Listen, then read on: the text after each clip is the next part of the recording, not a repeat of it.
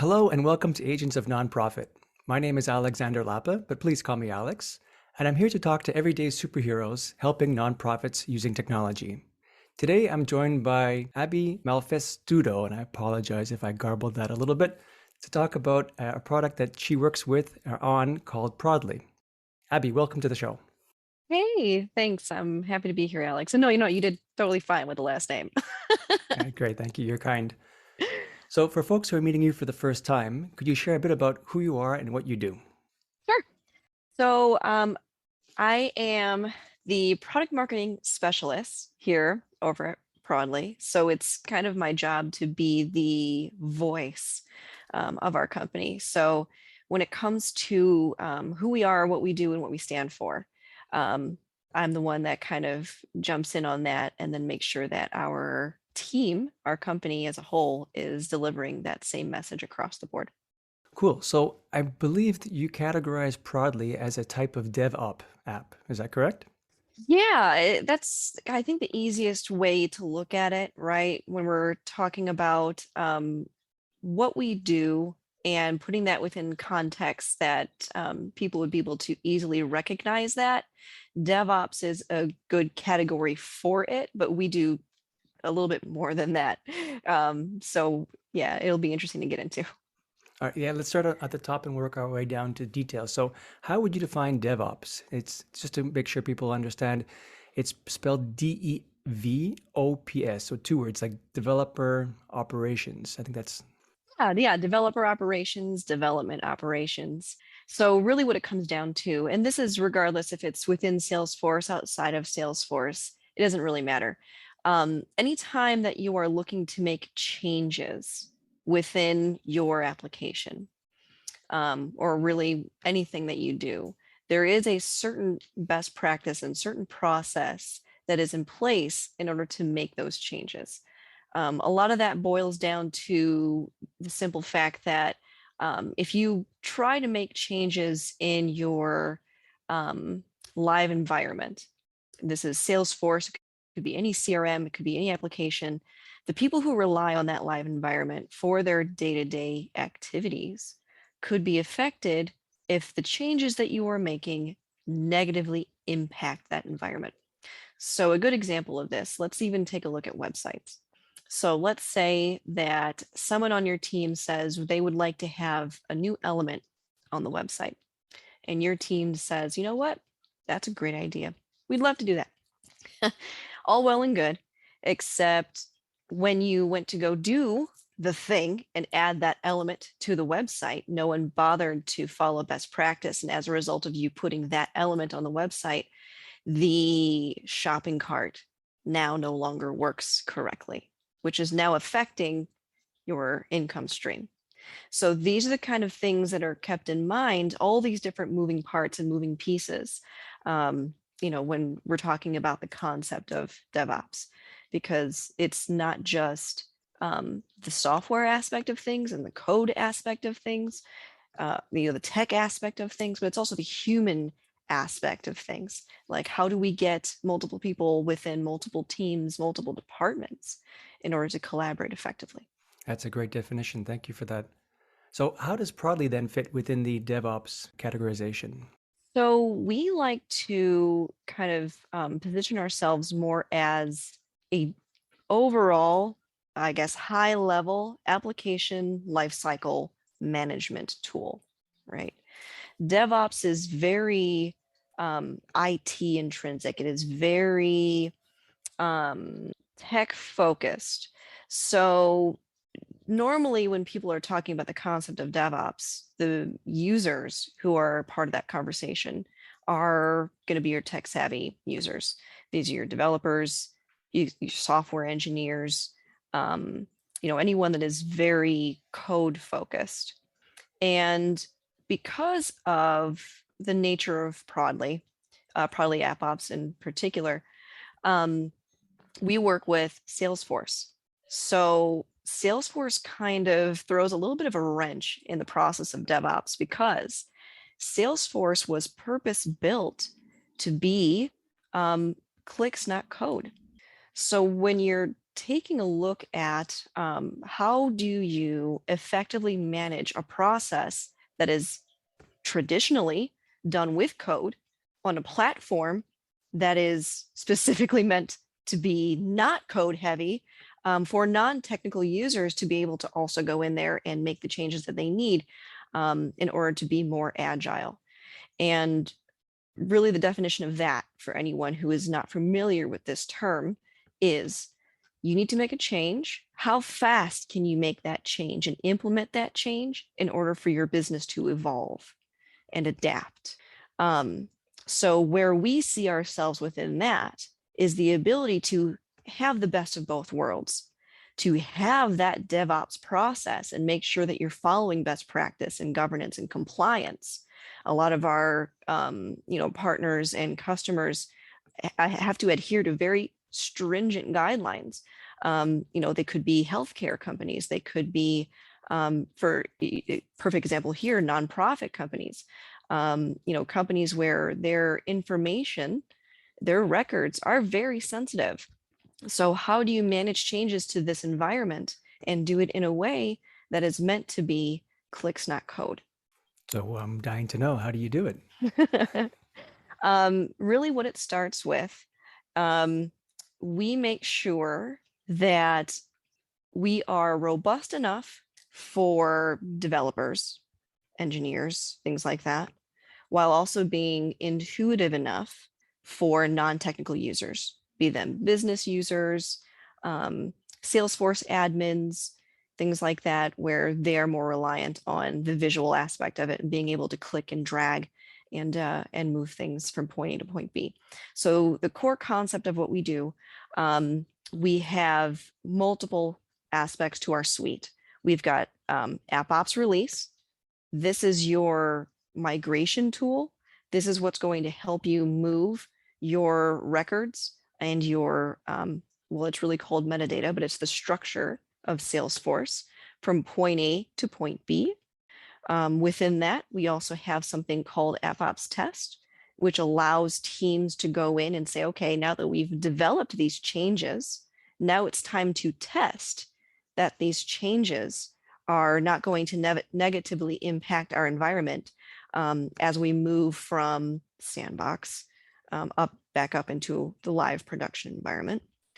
Within that, we are also working on tools for helping to build and analyze the entire way through. So that's at a very, very high level. That's basically what it looks like. So if we were to dive a bit deeper then into the AppOps release, we talked about migrations, sandbox to production, sandbox to sandbox. What are some key considerations? I know I do have a bit of familiarity with your app, so I know that it can do it between one Salesforce org, like one client. But I also remember hearing that it can be done across multiple orgs. So if you are a Salesforce consultant, for example, and you have a typical recipe that you apply to one customer or one client that could be applied to another, you can do that with this tool. Absolutely. So AppOps release kind of is structured around the concept of a data set, right? So if you want to get a little bit more technical and take a slightly deeper dive into this, everything within Salesforce kind of acts like a web, just like any other CRM. So you have objects, you have fields, and it is very hard to develop on an object or a field without it affecting other objects and fields, just because of the way that Salesforce is created. It's meant to be very relational. You can, look up the account record for any of your, in this case, donors, and you should also be able to see households and see, who is within that and all of their information. But in order to develop a database like this, it requires a lot of finagling on the back end when it comes time to update and develop with it. So within Prodly AppOps, you can say, okay, I'm going to create what's called a data set. Within this data set, these are the objects that I care about moving. Okay, let's take the basics: accounts, contacts, and opportunities, for example. In order for you to move one account record, that account record is usually attached to the contacts within that account, any opportunities that are open for that account. There could be something like cases within NPSP. That could be, just as I mentioned earlier, your household, your donors. What campaigns are they attached to? When was the last time they donated? All of those records.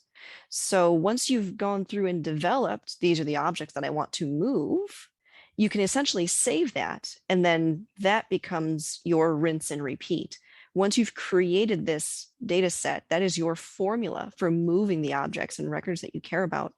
And then from there, you would essentially tell Prodly, all right, I have my formula. All I have to do is change point A and point B.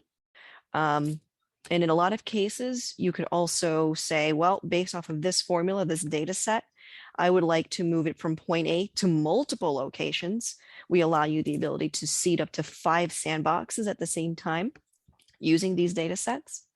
And then the time savings of being able to move data and metadata together at the same time. And this is really I think one of the strengths of your app is that if you didn't have something like this, if you used, for example, the out-of-the-box Salesforce data loader, in order to bring across data from one instance of Salesforce to another, if you wanted to do, for example, the accounts and contacts, and each account had multiple contacts, and you know that each contact may have an association to another organization, all these relationships, as you mentioned, have to be done in piecemeal. You first do, let's say, accounts, get all the IDs that are generated from Salesforce when they're created, and then when update the contacts, the related contacts, keeping in consideration that ID that you got before. And it's a process you have to repeat multiple times for each of these kinds of relationships. And it gets very technical. I mean, somebody really has to know what they're doing. It's almost like doing surgery where you're removing a spine from one person and putting it into another person, or you have to reconnect all the individual nerve endings. Versus what I'm hearing is that you have now a recipe. You're just saying, yeah, take all these guys. Here are the relationships. And we define those relationships by clicking, not by defining nothing further than clicking. And then the app itself takes care of the relationships between data. Absolutely. Taking the step back from this, right? So Prodly was built on the backbones of CPQ. So the person who developed CPQ, Dan, or Max and Dan, they actually went through and said, you know what, it is such a pain to be able to move, records and objects within this because of how complex and relational it was, that they needed to have a better system in place besides something like data loader, change sets, or hiring very costly and not time effective developers to try and get in there and strong arm their way through it with custom code and things like Jenkins and things like that. So they created Prodly to be able to move CPQ. And from that, I mean, we started as Mover. So there are some people out there that still know us as Mover because that's what we did. Now we're so much more than that. But that's the foundation of what we do. So we allow that ability to say, okay, we understand that Salesforce as a whole is highly relational. So it makes sense that if you're going to move records and objects and things like that within Salesforce, you need to have a system in place that understands that. So probably one of the bread and butter aspects of Prodly AppOps, in this case, AppOps release, the release portion of our tool suite, is that anytime we are moving records, Prodly will track everything for you. We take a look at the record IDs. We don't need to have a third person or a third party to sit there and be like, okay, well, the record ID is going to change 15 times. When you move it from point A to point B, it's going to change. When you move it from here back into UAT, it's going to change again. And let's say, and this is best case scenario, if it goes from your lowest environment, your dev box, up to partial, up to UAT, and up to production, that record ID has changed 4 times. So who is tracking all of this? And you're spending time and resources manually tracking those things instead of having a system like Prodly to track it for you. And if it doesn't work, if that particular element at any point in here was not kosher with someone else's code, and you have to go back through and start at the beginning, record ID changes 6 more times. So yeah, we take the headache out of pretty much all of that. We understand, at least, and this is especially so with nonprofits, that our customers do not have, they're always trying to look for, how am I going to do more with less, right? It's a matter of, we need something that's going to be quick, efficient, and to get it right. Otherwise, you are at the mercy of something like data loader and change sets. So you have to load this in, and then you have to manually go through and connect all your stuff, just as you were saying. And change sets is absolutely the worst. We're trying to do that with metadata, because now it's a very manual process trying to do all of those things. Yeah, I'm going to stick with that analogy of surgery, of trying to transplant a spine That's from it. one person to another, because that really, it can get that complicated, or it Oh feels yeah. like it gets that complicated. Oh, absolutely. But just to go back for a second, just because some of my listeners might not understand or know what CPQ stands for, it's configure, price, and quote. And this is basically a Yes. module provided by Salesforce to help you do very advanced quoting. If you have a whole product structure and price books, this is a module that you can add to really make your life a lot easier in deciding which products go with which products. It's not really used so much for nonprofits, but the underlying idea here is that it's very it's driven a lot by data, rather than a lot of other parts of Salesforce, which are driven by certain functionalities within Salesforce.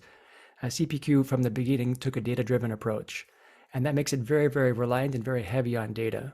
So I understand, like, you basically took the worst case scenario, so to speak, of how to manage data, found and built a tool that handles it, and then everything else becomes child's play. So it's really great to hear.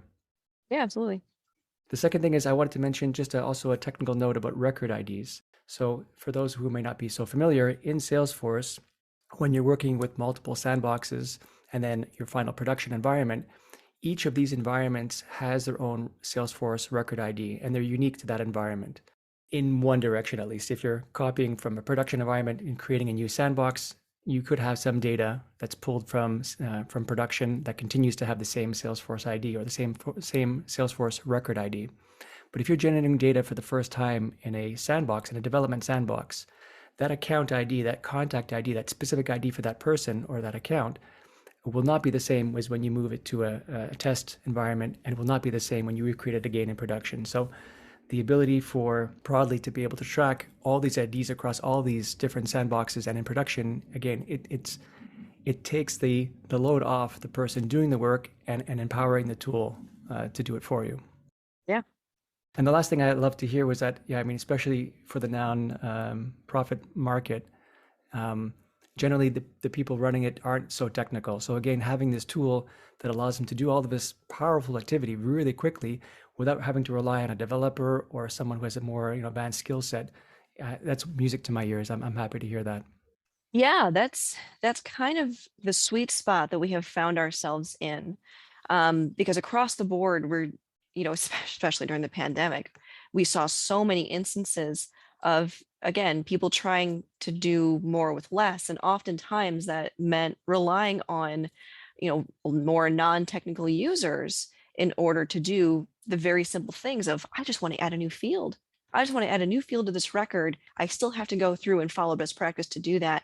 But now I feel like I'm being bottlenecked in my process doing that. And it's preventing us from being able to do faster and do more. So that's definitely where Prodly has stepped up. And I think a lot of people have started to realize that, again, especially during the pandemic. So up until now, we've been talking mostly about data, but you also mentioned Prodly handles metadata too. So it basically serves as a kind of replacement for change sets. Yeah, yeah. And this is where the conversation starts to get really interesting, because Prodly, from a metadata perspective, could be seen as being a little bit late to the party, right? Because we were so focused on being able to get the data portion correct, because it's significantly harder to get the data side of development correct, that metadata kind of became, a back seat, right, as part of the conversation. So now that we have our foothold very well within data, we decided to take a look at how can we take our vision, which was, again, to be able to, give teams the best of both worlds, the ability to adhere to DevOps best practice while keeping the low code mission of Salesforce alive And how do we apply that to metadata? So it's no secret that there's, a lot of other companies and people out there that are doing metadata. But what it comes down to for non-technical users, they're not very friendly in doing so. We wanted to make sure that we kind of stood out in that sense by saying, you know what, I don't want to have to see or compare a single line of anything that looks remotely like code. So how do we take the process of developing metadata, which is, you're going to be developing metadata within Salesforce way more frequently than you would be doing anything within data.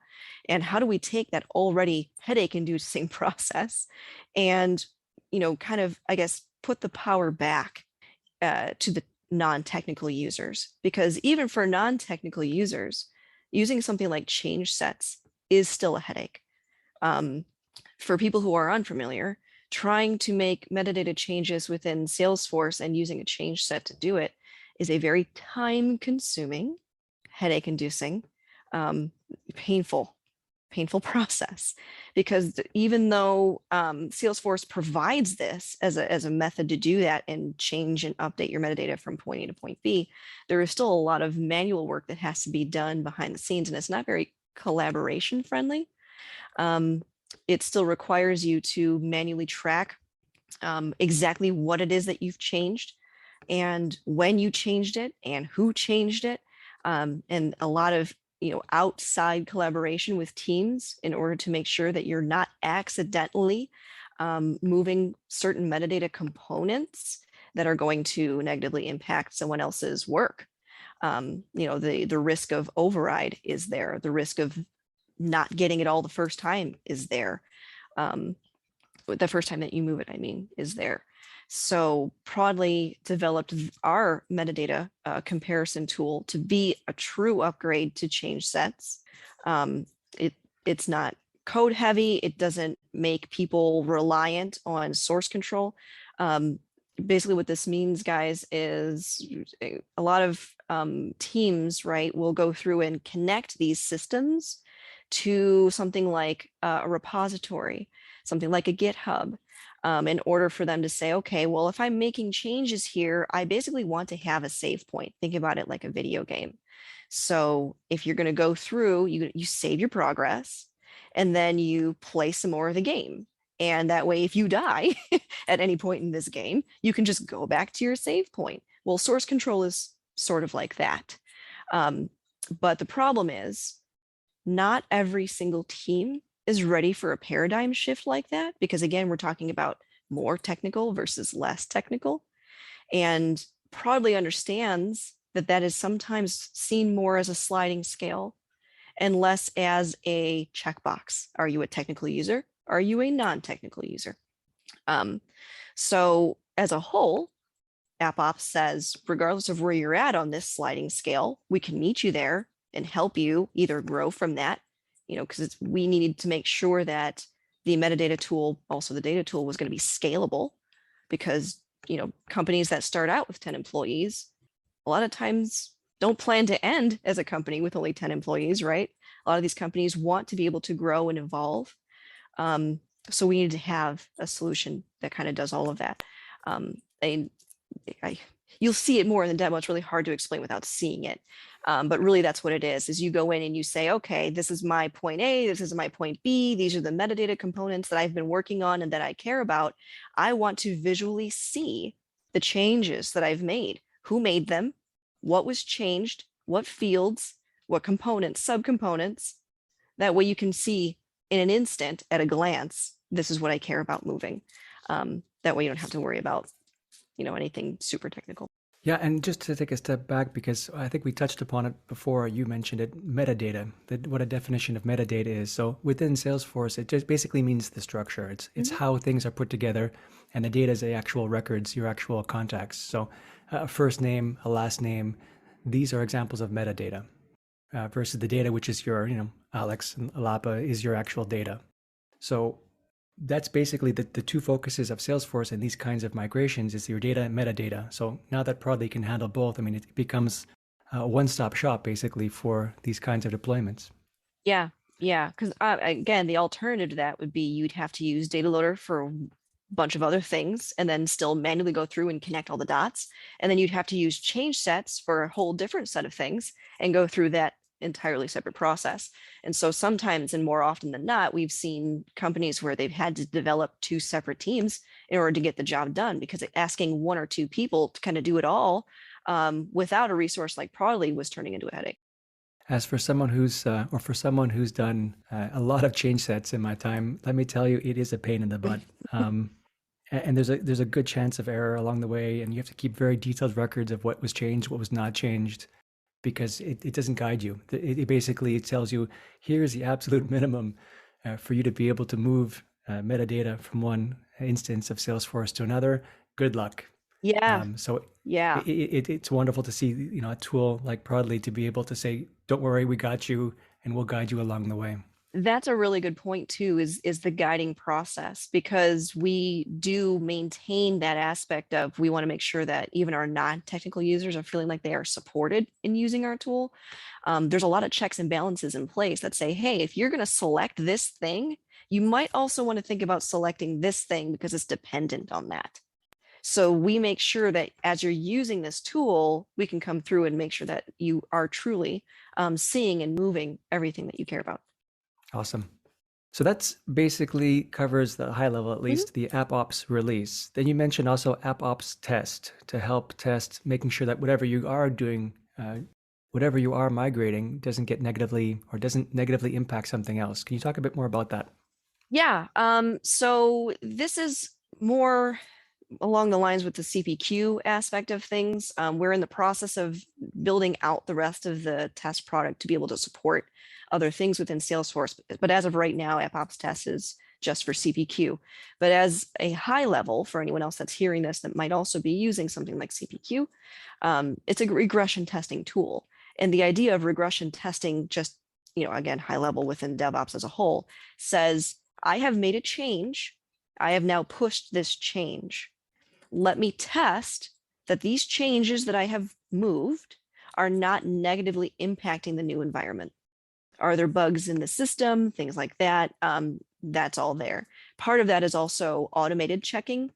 So we know that at least within the CPQ app, anytime Salesforce makes an update, you've got a 50-50 shot if that also somehow negatively impacted the CPQ application. So we allow our users to be able to set up automated and schedule tests, I should say, to go through and say, okay, well, I know that Salesforce is going to update on Wednesday. So I will schedule a test to run Wednesday before anyone even gets in the office. That way, as soon as I get in the office, I can say, are my quotes still working? Are my approvals still the way they should be? Is everything calculating as it should? So on and so forth. And I get the impression that you plan to expand this to beyond just CPQ. Yeah, absolutely. That is definitely on the roadmap for us to do that. Probably not in like the immediate, probably like few months or anything like that, because we're trying to get to a point where we can release more frequently as well. We do releases now. I think it's every 4 months for major releases, but we try to push smaller things through. So I don't see that happening in like the immediate future, but it's on the roadmap for us to do because we've had so many requests for people to be able to use it. In terms of partners, I know that you have one way of outreaching and getting your message out there is to work with partners. Mhm. And one of the things that I found very attractive about your offering is that you actually make this product free for partners. Indeed. We understand that you know the way that partners use our product is kind of best case scenario. They would be true product champions to be able to go through and use our product the way that it was intended, not just, hey, I just need to move a few records every 3 months.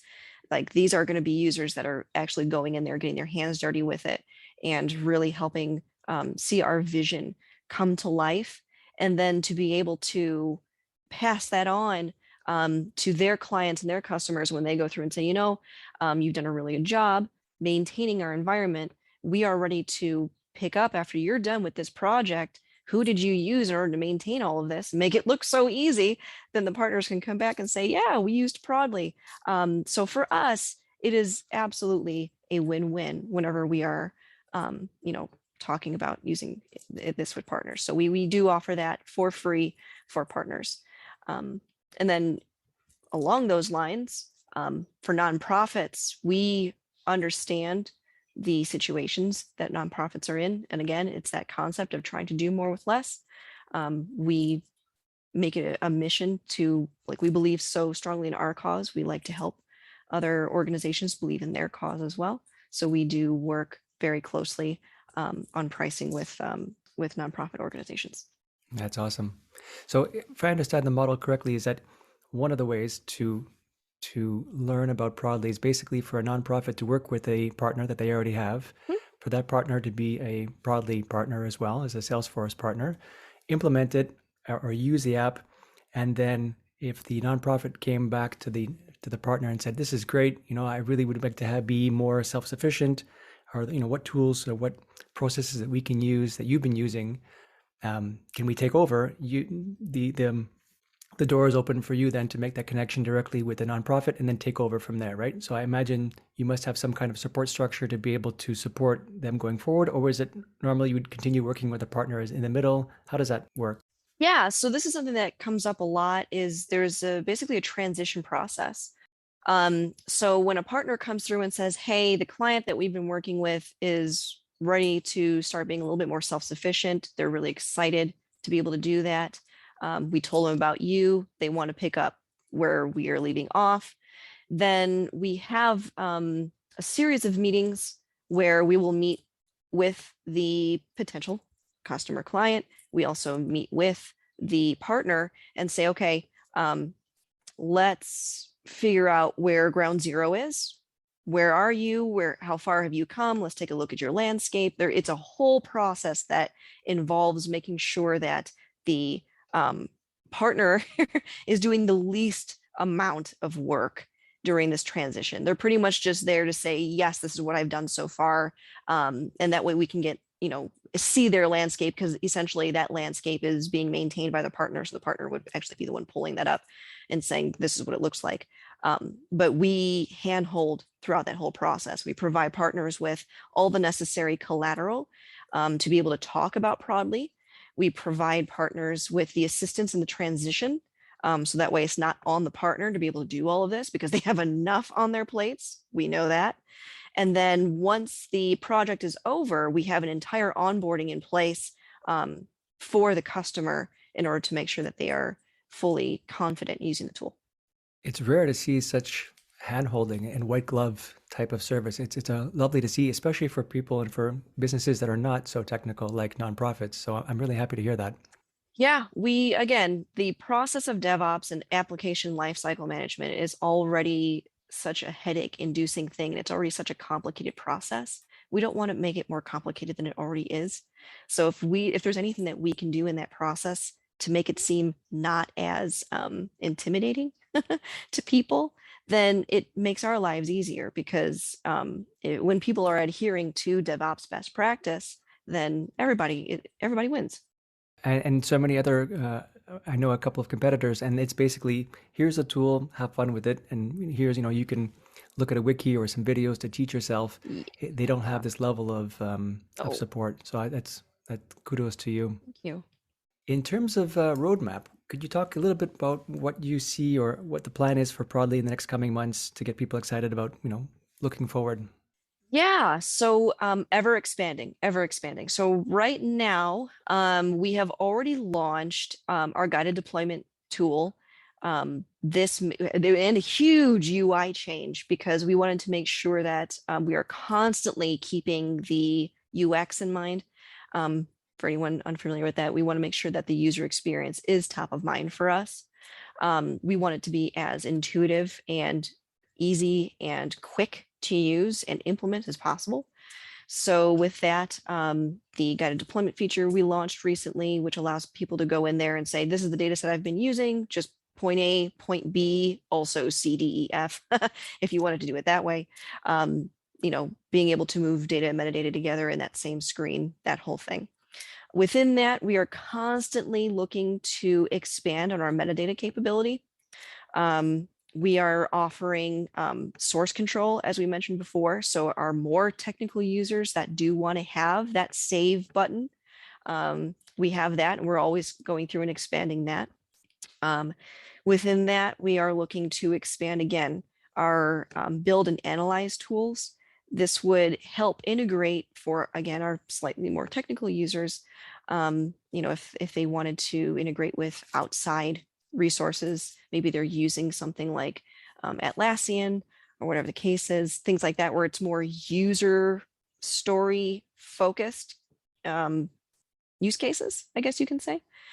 People that are used to going through and saying, okay, well, this user is saying that they would like to have this field on this object, and this is why. They can turn that into, tickets and being able to move those things around. That's all stuff that we've got kind of floating in the ether, that we're looking to turn into a reality. But our biggest focus right now is just making sure that the tool is going to be as easy and user-friendly as possible as far as roadmap is concerned. Awesome. So listen, this has been great. Where can people find more about Prodly on their own? I would definitely suggest that people go to www.prodly.co. All of the information is there. We recently just relaunched our new website, so we have way more information on there this time. One of the many hats that I'm wearing, I am developing the guided product tour that we're going to be launching on the website this week. So people that want to actually get in there and start clicking around and see what it looks like, they can do that. If they would like to request a demo and see what this looks like in person, and to be able to develop a POC, a concept to say, is this something that my organization can take advantage of? We also have all of that, and all those resources are available on the website as well. Oh, perfect.